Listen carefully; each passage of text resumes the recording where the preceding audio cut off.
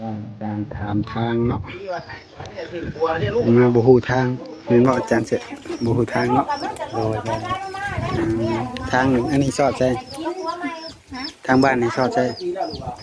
มีเห็นมันสอดใช่ทางนี้สอดหน้ากอยมันสอดอันเจโนอยู่บ่เอามันบ่สอดบ้านนั้นศิวิไลบ่เอาเจโนบ่ฮู้ว่าอันนี้จะซอกว่างเอาเข้าไปทางนั้นคือว่าซอกว่างคือกันอันนี้คุมในโอ้นูนคุมน้อยมีสีคุมบ้านโดยนี่คุมในอันนี้เนาะ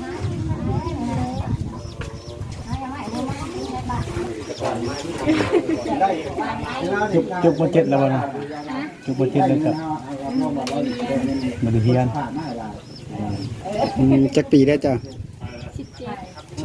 เดี๋ยวเราก็มาถามทางให้ซื้อเขาก็บ่ได้มีหยังเนาะเพื่อนจะบ่เอาให้เห็นจังเอาเข้ามาเห็นมาดินน้ำนะสาวเขาเล่นหาเจ้าเขาเจ้าไปชดตัวเขาไปสปาว่าให้ชดตัวขายปลาเนาะบางในหามไปแซงน่ะคุณเอาปลาก็ลูกปลาพ่อปลาทั้งกุ้งเต้นกุ้งเต้นพี่น้องมีเบิร์ดไปขายทั้งได้เลยนะไปขายทั้งบ้านปลาขอนบ่ปลาอย่างนี้ชิมบ่ได้เอารถวิทย์บ่น่ะชิมวิทย์ปัจจุบันน่ะโอ้ลงมาตุลาอันนี้ถุงกระสอบโอ้พวกกินได้ดูง่ายถุงละ10นะเอามาให้เรามาเลือกเอาสิกลางเช้าน่ะมาเลือกเอานี่เพิ่นชื่อให้อีกบัดนี้เลือกอาจจะหาท้องเลยเด้อเอาตัวซีโคเลยนะเอาไปเอาปลาคอเด้ออย่ามากับปลาเค็งน่ะปลาคอเหรอวะแม่ผู้ชายปลาเค็งเอาเป็นมื้อนี้บอกอันเพลงน่ะปลาคอมาฮอดแล้วอันนี้2 ถุง 3 ถุงเอาโลผู้สาวไปซื้อปลาข้อบ่นะเฮาสิเอาปลาเค็งได้เฮาน่ะเอามือเปลี่ยนใจบาทพี่น้องคงละเท่าไรน่ะจำปาน้องจำปาน้องจำปาขาวเฉพาะจำปาเนาะกระเป๋าศิลาศิลาสบายดีเสียงเฮียงน้ำเนาะบ่ทันฮู้จักพี่น้องเลยญาติบาดทำทั้งน้องเพิ่นเนาะขออนุญาตถามชื่อเด้อชื่อจำปาจำปาอายุจักปีเด้เนาะ18 19ปีแล้วโอ้เก่าเลยเนาะเป็นจังได๋ให้หน้าตะกร้าแล้วเพิ่นได้บ่เขานับเรียกว่าได้หลายบ่ปีนี้เนาะบ่ได้ลาเป็นได้หลายคนเยอะเห็ดบ่จ้างเอาครอบครัวของเจ้านี่อยู่กันจักคนครอบครัวกันอยู่4 คนมีพ่อแล้วก็แม่แล้วก็หลานโอ้เอื้อยได้จ้ะเอื้อยเพิ่นไปหาเงินแบบว่าลูกของเอื้อยบ่อยู่นำเจ้าเป็นลูกสาวหลานบ่แม่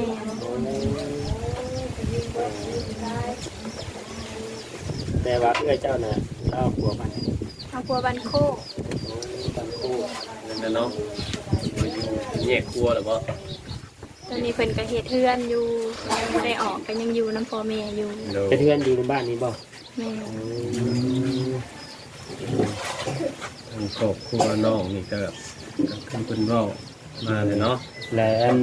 อาชีพหลักของพ่อแม่เนี่ยเฮ็ดหยังได้เนาะมีแต่หาหน่อไม้น้ำมันได้จะเป็นไหหน้าบ่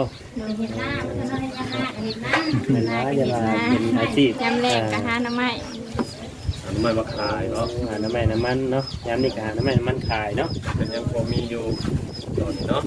แล้วทางเจ้าเป็นทุกคนบ่เอาล่ะเจ้าลืมไปแท้บ่สิละมือน่ะจ้ะเราเป็นลูกสาวหลาลูกสาวโกลาผัวแล้วการหาเงินมาทำอยู่นี่ก็คือว่าแบบว่าหาน้ำมันขายเนาะยานเนาะสาวภาษาบ้านเอาเนี่ยเนาะแต่ผมมีเรื่องงานทำเนาะเจ้าเป็นอะไรโสดแต่ว่า ยังโสด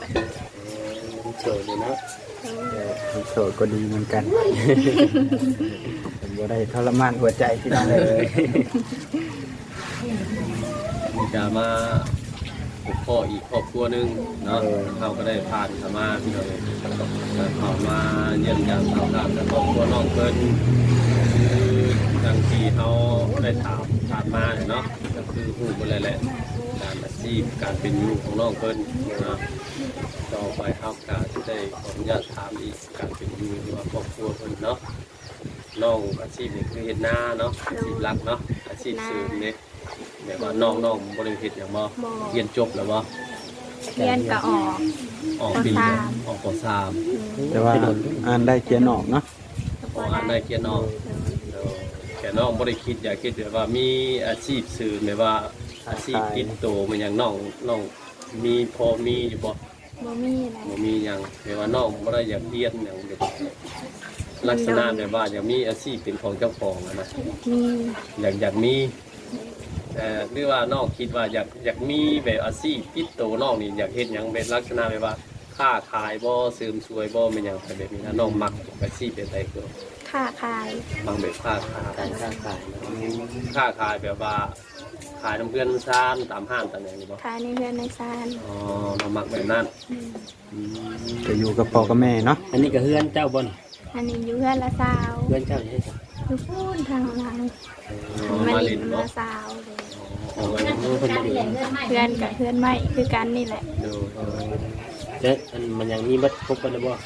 ยั่งและ ขาย ไทยกับบ่มีบ่จ้ะ สุดท้ายก็ยั่ง เอาเฮ็ดให้หน้าให้สิได้จ้ะ ไปเอาน้ำไม่ใหญ่ อ๋อเดี๋ยวมายืมเพิ่นบ่ โดย ยืมแบบว่าแทนข้าวแทนน้ำบ่หรือว่าจังได๋ ก็คือว่าไปเอาน้ำเพื่อนลักๆเพื่อนก็เพื่อนเข้า แม่ แบบว่ามาเฮ็ดกับซับเปลี่ยนกัน โดย เดี๋ยว เด้อ ว่าแต่ละปีเนี่ยก็กุ้มกินว่าเขาเพื่อนเนาะ จะกุ้มอยู่ เขากุ้มกินอยู่เนาะแต่ว่าเขากับผมมีอาชีพเสริมเนาะเดี๋ยว ทั้งน้องนี่อยากวางแผนว่าสิให้ไปหาเงินหาคำจังได๋นี่ไปอยากไปอยู่บ่ อยากไปหาเงินอยู่ไทย น้องเคยไปหรือเปล่า ยั่ง ถ้าไปสิไปนำเพิ่นเอื้อน ไปน้ำเอื้อยยังยากเข็ดบัตรเข็ดเบอร์ เดี๋ยวบัตรยังบ่มีบ่นี่ โดย มันเฮ็ดอยู่ เฮ็ดบัตรที่นี่อยู่พี่เท่าไหร่จักอยู่ราคาเท่าไหร่แต่เฮ็ด ยังไม่แน่ใจ ก็คิดว่าจะไปเลยเนาะ โดย จุดหลักๆนี่ก็คือว่าจะไปนี่แปลว่าไปหาความฝันของเจ้าของบ่ อยากได้ยังต้องฝันเจ้าอยากได้ยังเป็นพิเศษ อยากเข็ดเพื่อนให้แม่ อยากได้เฮือนรักเนาะ โดย อยากได้เฮือนก่อเฮือนดินคือหมู่เนาะ เพื่อนน้องเป็นเพื่อนไม่ยกพื้น เพื่ แบ อน บ ไม่ นี้ แบบนี้ แต่ว่าอยากได้เฮือนก่อ โดย สำคัญเนาะมันก็อยากว่าได้เฮือนก่อเนาะ แต่ว่าตอนนี้ก็ยังยากทั้งเฮ็ดบัตรอื่นๆเนาะ โดย เดี๋ยวเฮ็ดบัตรสปอร์ตข้ามประเทศเนี่ยเนาะก็เลยว่าบ่มีเงินมีความเฮ็ดเดี๋ยวแต่ว่าอยู่บ้านเฮาก็บ่มีอาชีพหยังเนาะมีอาชีพหลักก็คือเฮ็ดนา เห็ดหน้า ช่วงเฮ็ดนาแล้วก็อยู่เฉย อยู่ซื่อ ๆแต่ว่านอกนี่ก็อยากความพันกับว่าจะได้เฮือนออกมาคือว่าจะได้แบบว่าจะมีอันธุรกิจของเจ้าของก็คือค้าขาย ๆโดย โดยนอกจากค้าขายแล้วน้องมีอีกบ่แบบว่าน้องอยากเฮ็ดอยากมีอาชีพติดตัวนอกจากนั่นแหละคือว่าอยากได้ค้าขายอย่างเดียว ค้าขายอย่างเดียว อ๋อแบบมีห้างเป็นของเจ้าของอยู่เพื่อนเนาะ ได้อยู่กับพ่อกับแม่ อ๋อแบบว่าเท้าได้ไปนั่นเท่ากับสิบ่ได้ไปจากพ่อจากแม่ โดยแบบว่าเฮาอยู่ไปเฮาก็มีรายเข้าเนาะ โดย แบบว่าเฮาอยู่แบบนี้เฮาบ่มีหยังเฮ็ดก็คือว่ามีแต่ค่าใช้จ่ายออกอย่างเดียวเนาะ เฮาก็แบบว่าเฮาซอยครอบครัวเฮายังบ่ได้ก็เลยคิดอยากไปเนาะ โดย แต่ว่าขาดขึ้นการที่ว่าทำพาสปอร์ตผ่านประเทศ โดย ความฝันของน้องก็คือว่าอยากมีธุรกิจเป็นของเจ้าของเนาะค้าขายเด็กๆน้อยๆอยู่กันอยู่ซ่านกับพ่อกับแม่กันเนาะโดยแต่ว่าก็มีวี่แววแล้วบ่ว่าสิได้เฮ็ดบ่สิได้ไปบ่นี่ยังอยู่ โดย เรียกว่าแค่พันซื่อ โดย ๆก็ยังบ่มีวี่แววว่าสิได้ไป โดย แต่ว่าคือว่าจะทำงานจังซี่ก็เอาญาติถามแน่มีคนจีบมาล้มอยู่ว่าคนในบ้าน มีแต่คนคุยไปซื่อ เออ หมายความว่า คนในบ้านก็มีอยู่เนาะ มาเลินมาอย่างคุยไปเล็กๆน้อย ๆโดย ๆ แต่มี หรือว่าถ้ามีนี่ก็น้องกับพ่อมแล้วว่าจะมีกันนี่นะยัง ยังบ่มียังเป็นของตัวเอง แม่เนาะ ความฝันเรายังบ่ได้เนาะคือแบบว่าจะได้บ้านให้แม่ แม่นก็ดีกันเนาะเพราะว่าเฮาอายุก็ยังน้อยอยู่เฮาก็บ่ฟ้าวเรื่องความหักความหยั แต่ ง ว่า ก็ คุยโอลมกันได้เนาะแต่ว่าโอลมคุยกันไปก่อนได้ โดยเฮาแต่ว่าเฮาก็จะสร้างความฝันนี่ก่อน โดย ถึงมันสิบ่เป็นจริงเฮาก็ขอเพียงแต่ให้เฮาได้เฮาได้เฮ็ด โดย แค่คิดซื่อๆมันก็เป็นไปบ่ได้แล้วเนาะเฮาต้องลงมือทำ ลงมือทำ แม่นก็เรื่องความหักเครื่องหักไข่ๆนี่ก็เอาไว้ก่อนก็ดีคือกันเนาะเพราะว่าเฮาก็อนาคตก็ยังกว้างไกลอยู่ยังต้องไปข้างหน้าโดยเพราะว่าอายุซ้ำนี้เนาะเฮาก็หาลาภความฝันเฮาก่อนบางเทื่อบุญวาสนาเฮามีมันอาจจะเป็นจริงก็ได้เนาะถ้าเฮาบ่เฮ็ดมีแต่คิดซื่อๆก็ ก็บ่ได้ บ่ได้ ได้แต่คิด แม่ ขนาดทั้งเอื้อยเจ้าเฮ็ดเวียกเฮ็ดงานหยัง เป็นไปอยู่ไทยเฮ็ดงานร้านอาหาร คำว่าสมมุติเจ้าไปก็สิไปอยู่นํเอื้อยเห็นบ่ โดย ด้านอาหารนี่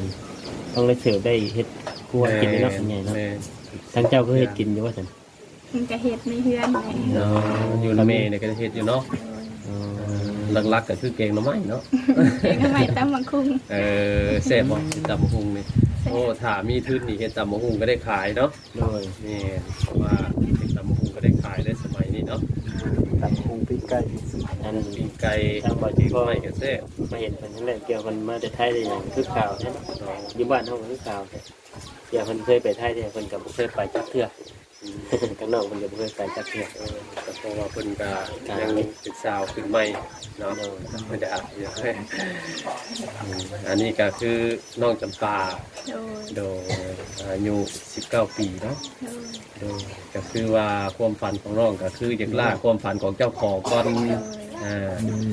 พี่น้องเนาะ เพิ่นว่ารถจักรรถหยังนี่ให้ได้หรือบ่บ่อยากได้บ่รถจักร ได้ มีหรอ มีมันก็เก่ามีแต่ขับไปในบ้านปืดปีด ไปไก่บ่ได้ ไปไกลบ่ได้ คือจะมันเก่าแล้วเนาะ เอากะ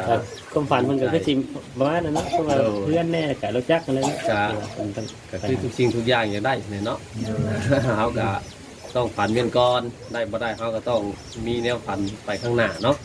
ว่าเขาก็เดี๋ยวว่าอยากได้แล้วเขาก็เขาคิดว่าเขาเฮ็ดบ่ได้ดอกเขาก็สิหยุดอยู่ตรงนั้นมันก็เป็นไปบ่ได้เนาะเขาก็ต้องสู้ไปก่อนเพราะว่าชีวิตเขาเกิดมาเขาก็ต้องเป็นคนเขาก็ต้องสู้เนาะ ส่วนเรื่องความหักของน้องก็คือเรื่องพี่น้องเว้าหั่นแหละสั่งความฝันอยู่ โดยน้องก็ยังบ่พร้อม บ่พร้อมนี่อยากโอ้ยลมอยากคุยได้อยู่แต่ว่ายังบ่พร้อมเนาะ เจ้าต้องใจเย็นๆบอกสีเจ้าต้องใจเย็นๆ เจ้าจะคุยหลังไม้แต่คุยหนาไม้แน่ เขาก็เข้ามาอบรมกับน้องมานี่ก็จุดหลักๆก็คือว่าครอบครัวน้องก็ขาดกันเคินเลยเนาะก็คือว่าน้องนี่ก็อยากล่าความพันตัวนั้นก่อนเนาะ แมนโด เอา ย มาถ่ายคลิปน้องนี่ก็คือว่าอยากแบบว่าถ้าสมมติว่ามีเนาะผู้รักผู้ใหญ่ได้เข้ามาเบิ่งคลิปน้องนี้ถ้าว่าอยากซอยเหลือความพึงของน้อง หรือว่ามีผู้รักผู้ใหญ่เพิ่นอยากแบบว่าอยากส่งเสริมน้อง โดยจะมากินเนาะเพลงน้องเนาะ เพลงน้องแบบนั้นเนาะ โดย ทางเฮาก็ยินดีเนาะแบบว่าสิเป็นทานบุญให้หรือว่าสิมาติดต่อน้องให้หรือว่าพูดคุยกับน้องเพิ่นก็คือสิได้ฮู้ได้ทราบกันแล้วเนาะแต่ว่าน้องคนนี้ถ้าว่าผู้ล้มหักน้องเพิ่นหรือว่าอยากพบหานี่ก็น้องก็วางตรงนั้นเมียนก่อน โดย โดยน้องก็ยังบ่พร้อมเนาะถ้าว่าอยากซอยเรือแบบอีดูสงสารครอบครัวน้องเนาะอยากสนับสนุนให้น้องมีอาชีพสันซะทางเฮาก็ยินดีเป็นสภาพบุญให้เนาะว่าเดี๋ยวโอ้ยากล้มน้องก็จะเป็นลูกเป็นหลานสันเนาะ โดย ก็ได้พี่น้องเนาะถ้าว่ามีอันนี้ก็เฮาก็อยากขอแบบว่าเพจน้องดิดเพจอยู่เนาะมีโทรศัพท์อยู่เนาะ โดย โดยทางทีมงานเฮาก็สิขอไว้เนาะถ้ามีว่าผู้รักผู้ใหญ่เพิ่นอยากอยากร่วมกับน้องอยากติดต่อสื่อสารหรือว่าอยากพูดอยากคุยกับน้องโดยตรงทางเฮาก็มีพี่น้องเนาะโดย ดินได้ใช่ไหมจับ ตัวเห็นหน้าจอแตกกับดิคนได้อยู่ หน้า บ่ จอแตก อ๋อ ข้างหลังก็แตก อ๋อแตกไม่ก็จะว่าจะ แตกไปทางหน้าแตกไปทางหลังเลย พอประมาณนั่นแหละพี่น้องเนาะ เนาะควรทั้งนอก โด หลาย ยเอาเข้ามานี่เฮากะยังบ่เฮากะสิบ่ถามดอกเนาะเราอยู่บ้านใดอยู่เมืองใดเฮากะถ้าว่าอยากติดต่อสื่อสารมาเฮากะสิผ่านทั้งสองเฮาก็ได้เนาะพี่น้องเนาะอันนี้เฮากะแบบว่าถ้าเฮาถามไปแต่ว่าคลิปต่อไปกับบางที่เฮากะสิบ่พ้อนอกมันอย่างนี้เนาะแต่ว่าครั้งง่ายสุดก็คือว่าติดต่อทางเฟซน้องเลย โดยถ้าว่าติดต่อน้องบ่ได้ก็ผ่านทั้งสองเฮาก็ได้ ดู เนาะ ทางเฮาเข้ามานี่เป็นบรรยากาศตอนเที่ยงๆยันน้องเพิ่น โดยเอา ท่านกิน ง่ายๆ ข้าวกินน้ำบ่ถามเพิ่นได้บ่ แม่นเนาะ ก็คือเห็นทางหลังพี่กำลังแกงหน่อไม้อยู่ แม่น แม่นเนาะนะมาวันนี้เฮาก็ขอความมุกขอบใจน้องเพิ่นที่ให้ทางทีมงานเฮาสัมภาษณ์เนาะก็ขอให้น้องล่าฝันให้สำเร็จเนาะเป็นกำลังใจให้น้องเพิ่นมาวันนี้ก็บ่มีหยังหลายพี่น้องเนาะกล่าวคำว่าสำบายดี สบายดี สบาย